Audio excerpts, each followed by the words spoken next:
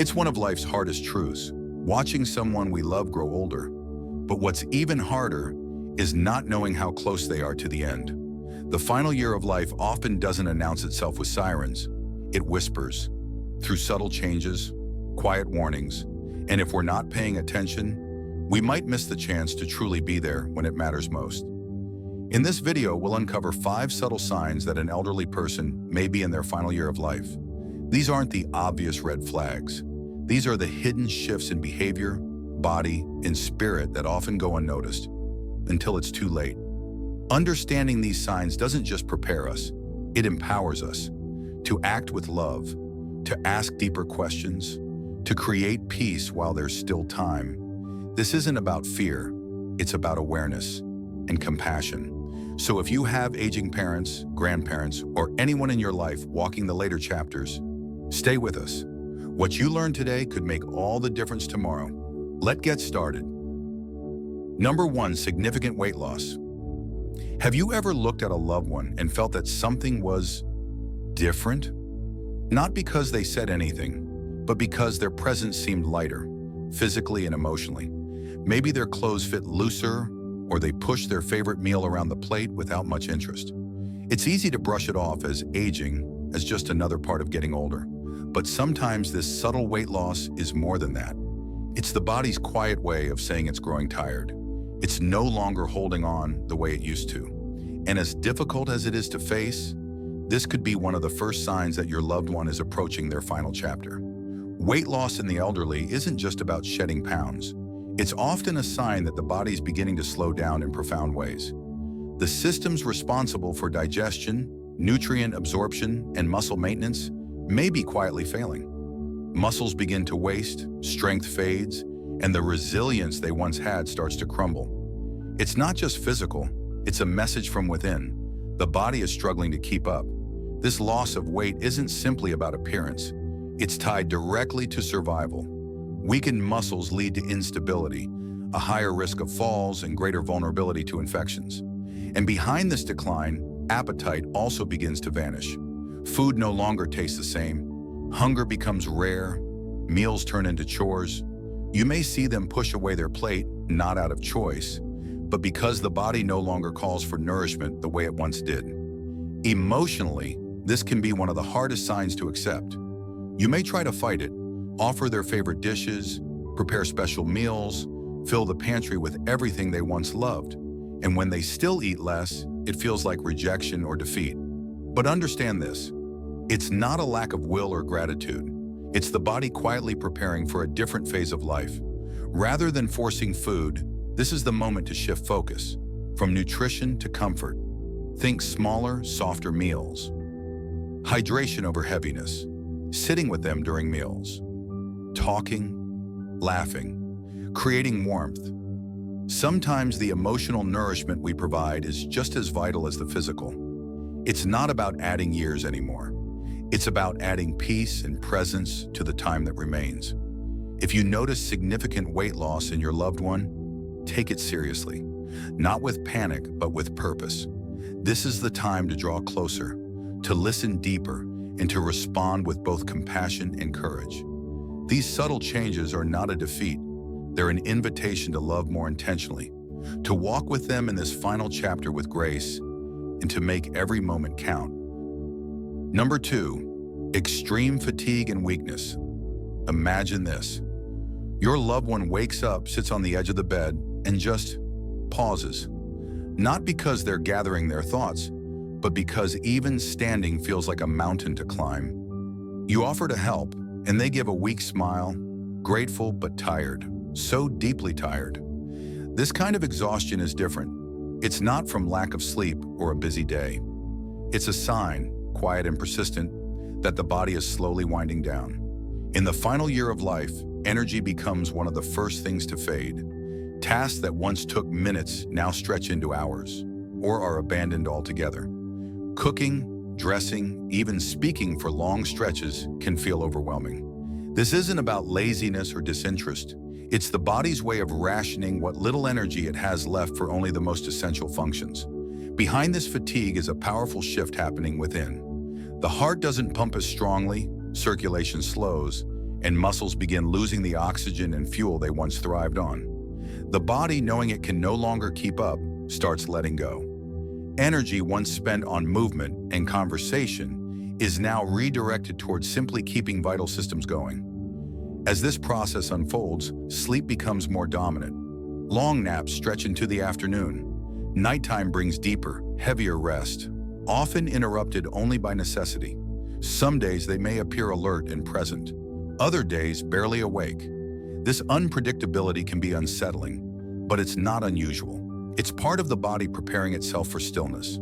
For those who've always been strong and independent, this level of weakness can feel devastating. It's not just the physical inability, it's the emotional weight of watching themselves slip away from routines they once mastered.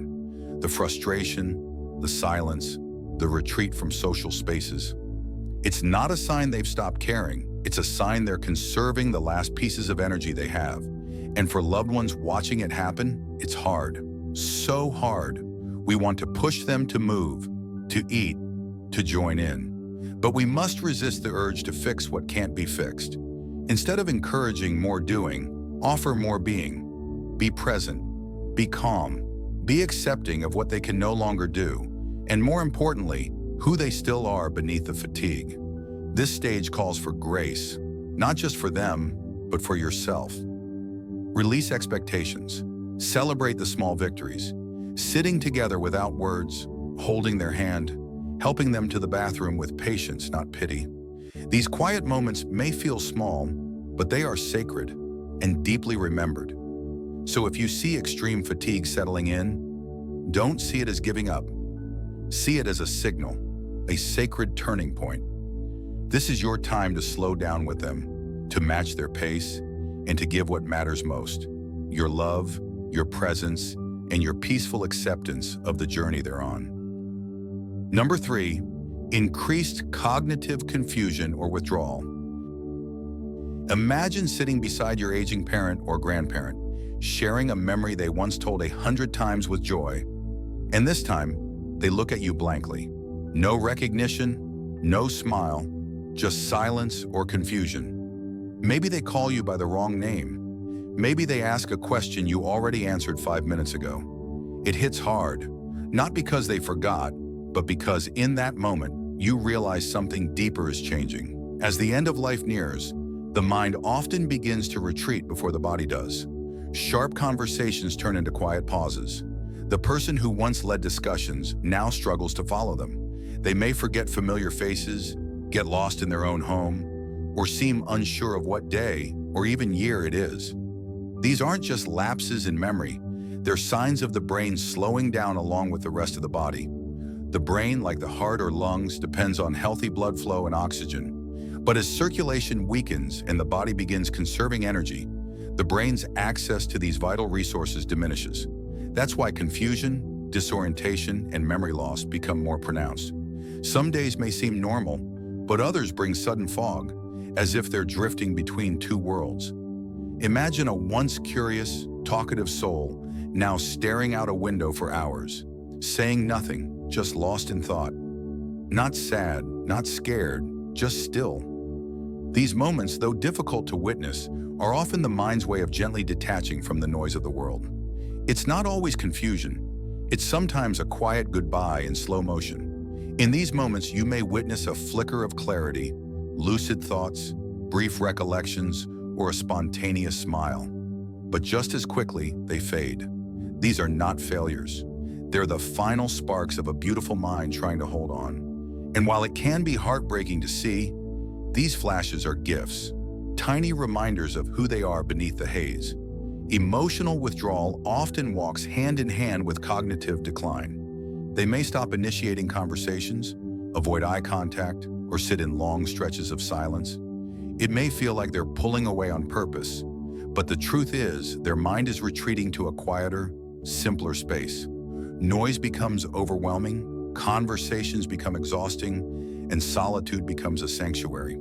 You may also notice subtle changes in behavior, unexpected irritability, a surge of anxiety, or even a peaceful stillness. These shifts aren't mood swings.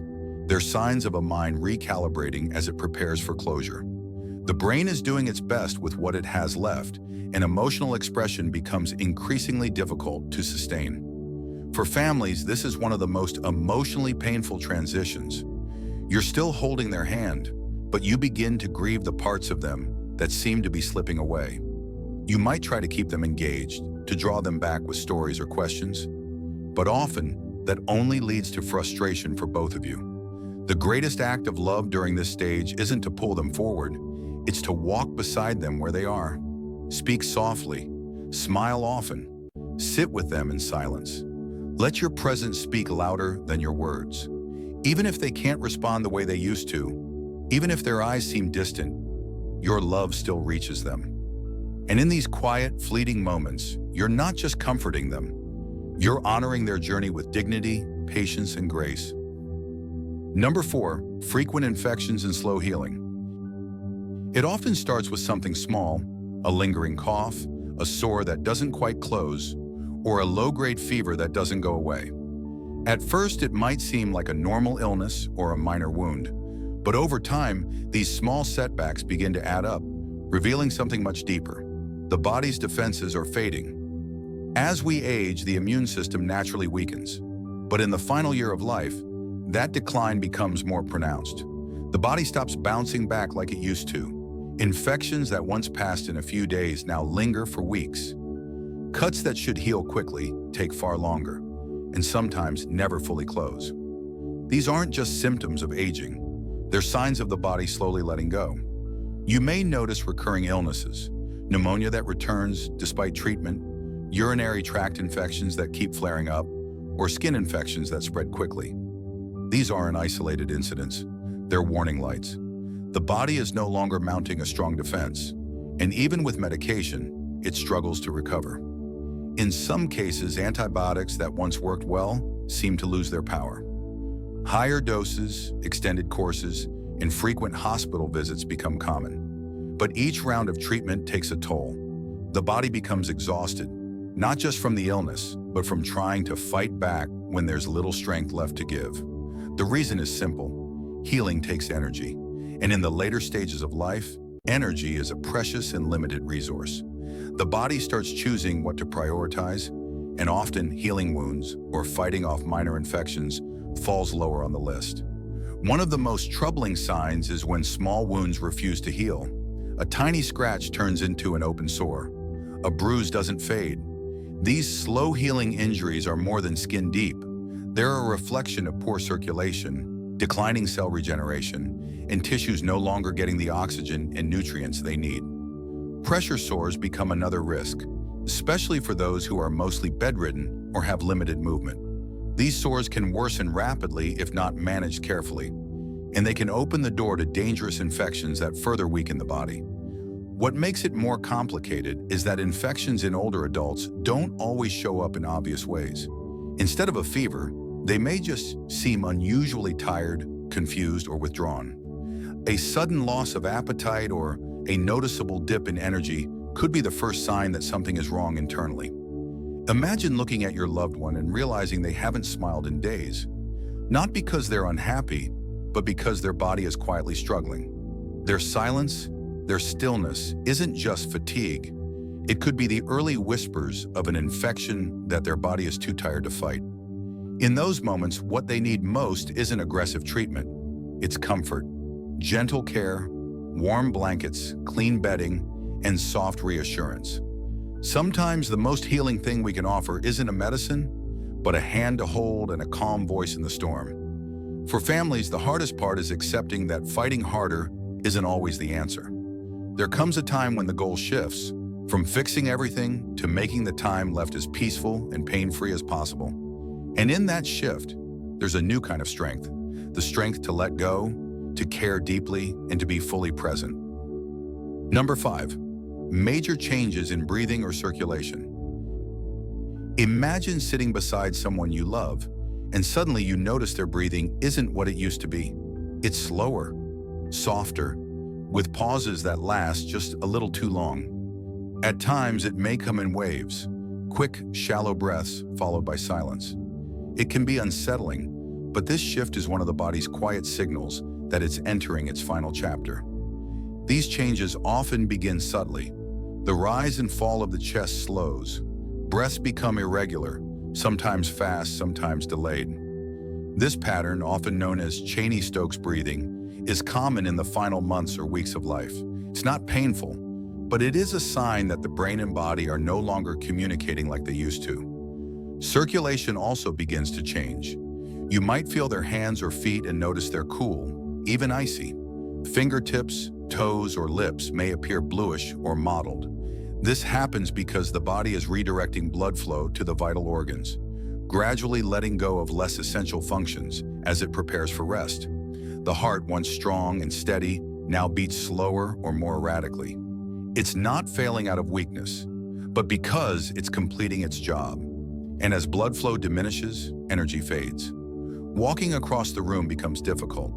Even speaking a full sentence may leave them breathless. You may see them breathing through their mouth more often or hear soft rattling or gurgling sounds while they rest.